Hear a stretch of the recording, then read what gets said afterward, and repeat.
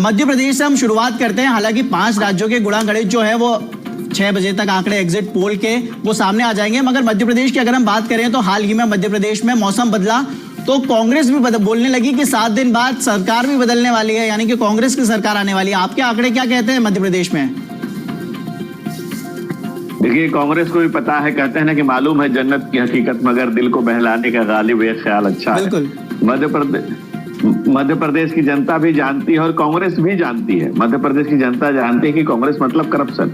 हमारे प्रधानमंत्री नरेंद्र मोदी हमारे राष्ट्रीय अध्यक्ष जगत प्रकाश नड्डा जी और हमारे तमाम नेतृत्व के लोग, हमारे गृह मंत्री आदरणीय अमित शाह जी ने जिस तरह से दौरा किया, मैसिव कैंपेन किया और जिस तरह से जनता का एक कनेक्ट है न प्रधानमंत्री नरेंद्र मोदी के प्रति जो विश्वास है, मोदी की गारंटी, उस पर लोगों का जो विश्वास है उससे हम दावे से कह सकते हैं। और जो मध्य प्रदेश में काम किया गया है, मैं ग्राउंड जीरो से आपको बता रहा हूँ। मध्य प्रदेश में जब कांग्रेस की सरकार हटी थी तो 23,000 करोड़ का बजट होता था। इतने सालों में हम उसको लेकर के 3,14,000 करोड़ तक पहुंचाने का काम किया। मध्य प्रदेश में जब कांग्रेस की सरकार गई तो 1,000 करोड़ का ओबीसी का बजट होता था, जो 64,000 करोड़ का बजट हो गया। वहां 3 तिगाड़ा काम बिगाड़ा जो कहते हैं। एक तरफ कमलनाथ है, दूसरे तरफ दिग्विजय सिंह है, दोनों अपने अपने पुत्रों को सेट करने हुए हैं, लगे हुए हैं। और तीसरे तरफ अगर कांग्रेस पार्टी की बात करें तो एक परिवार है जो अपने पुत्र को सेट करने के लिए लगा हुआ है। 2 बार में हम लोगों ने चंद्रयान लॉन्च कर लिया, लेकिन वो 20 बार में राहुल गांधी को नहीं लॉन्च कर पाए। तो मध्य प्रदेश की जनता अब इसी को प्रयोगशाला बनने के लिए नहीं तैयार है। भारतीय जनता पार्टी ने जिस तरह से विकास किया है, जो सड़कों का वहां जाल बिछा है, जिस तरह से काम हुए हैं और जिस तरह से अस्पतालों की संख्या बनी है, अस्पताल में बेड की संख्या बढ़ी है।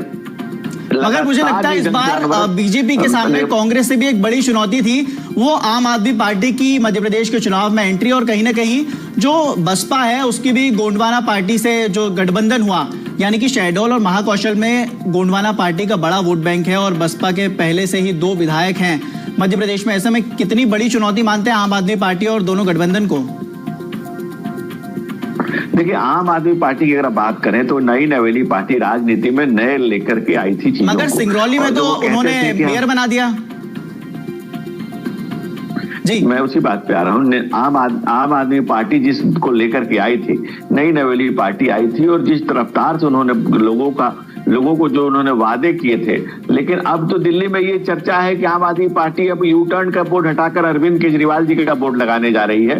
क्योंकि वो कहते थे कि भाई आप किसी मोहल्ले में शराब की दुकान खुलेगी, कुछ होगा तो वो महिलाओं के, वहां के लोगों की राय ली जाएगी। अब वो राय किस बात के ले रहे हैं कि अगर मैं जेल चला जाऊं तो क्या जेल से ही शासन चलाऊं? तो इस देश की जनता सब जान रही है, आम आदमी पार्टी बहुत जल्द इतिहास हो जाएगी। वो कहते हैं ना कि तुम्हें मालूम है तुम्हारे बारे में क्या कहते हैं लोग? अरे दोनों हाथ से कान बंद करते हैं जब नाम सुनते हैं तुम्हारा लोग। अरविंद केजरीवाल की यही स्थिति हुई। राजनीति में किसी भी दल छोटा या बड़ा नहीं होता, उसके वैचारिक बल से खड़ा होता है दल। लेकिन अगर विचारों में ही बल ना हो, विचारों में ही सबल ना हो और विचार में ही आपके मतलब सिर्फ यू टर्न शामिल हो, तो इस देश की जनता बहुत दिनों तक आपको बर्दाश्त नहीं कर सकती। घपले, घोटाले, लूट और भ्रष्टाचार का पर्याय आज आम आदमी पार्टी बन गई है और कांग्रेस करप्शन के पहले से पर्याय बनी हुई है।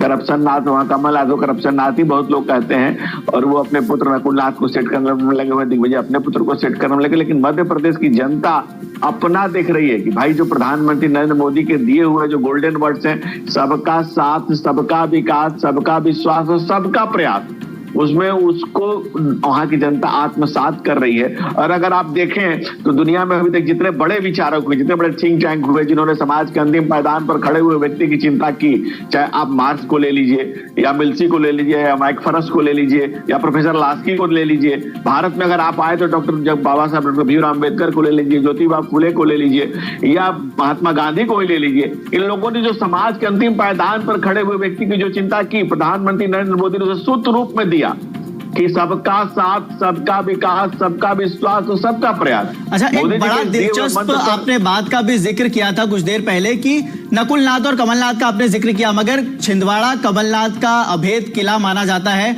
और कहीं ना कहीं बीजेपी इस बात को भली भांति जानती है। और बीजेपी के बड़े नेता और इस बार प्रत्याशी चुनाव मैदान में उतरे कैलाश विजयवर्गीय तो खुद इस बात को मान चुके हैं कि कमलनाथ के पास संजीवनी है, यानी कि वो छिंदवाड़ा को कभी भेद नहीं सकते। तो क्या लगता है इस बार छिंदवाड़ा में सरकार बदलेगी या फिर वही कमलनाथ ही वापस आएंगे?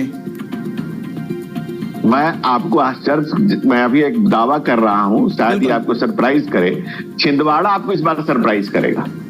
छिंदवाड़ा इस बार आपको सरप्राइज करेगा। जो उनका अवैध किला है वो कब का ढह चुका है और इसकी वानगी आपको बहुत जल्दी देखने को मिलेगी। मैं ग्राउंड जीरो पे बता रहा हूँ। हालांकि उनको वहां मजबूत माना जाता है और लगातार वो चुनाव जीतते रहे हैं, जनता उनको लगातार सपोर्ट करते रही है। लोकतंत्र में सर झुकाना पड़ता है जनता के कदमों में, सियासत में ही हाथ सरदारी नहीं आती।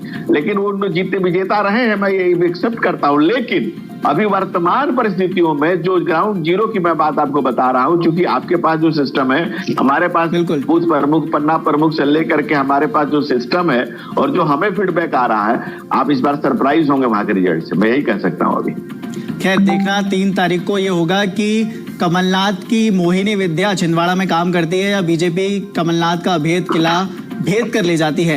ये देखना बड़ा दिलचस्प होगा।